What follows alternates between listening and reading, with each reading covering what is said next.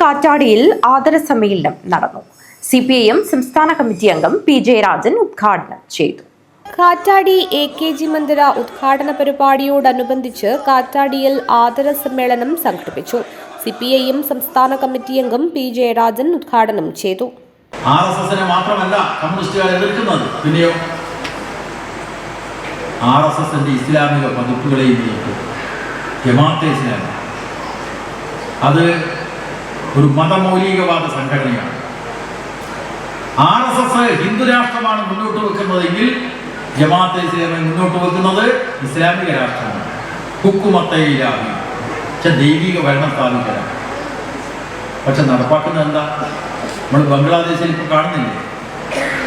ബംഗ്ലാദേശിൽ അവിടുത്തെ ന്യൂനപക്ഷങ്ങളാണ് ഹിന്ദുക്കളെ ആക്രമിക്കുന്നു. ആര്? ജമാഅത്തെ ഇസ്ലാമിക്കാർ. പാകിസ്ഥാനിൽ ജമാഅത്തെ ഇസ്ലാമിയുണ്ട്, ജമ്മു കാശ്മീരിൽ ജമാഅത്തെ ഇസ്ലാമിയുണ്ട്. ജമ്മു കാശ്മീരിലെ ജമാഅത്തെ ഇസ്ലാമി ഈ കഴിഞ്ഞ നിയമസഭാ തെരഞ്ഞെടുപ്പിൽ തോൽപ്പിക്കാൻ വേണ്ടി പരിശ്രമിച്ചത് ആരെയാണ്? കമ്മ്യൂണിസ്റ്റ് പാർട്ടിയുടെ CPMന്റെ കേന്ദ്ര കമ്മിറ്റി അംഗമായിട്ടുള്ള സഖാവ് മുഹമ്മദ് യൂസഫ് തരിഗാമിയാണ്.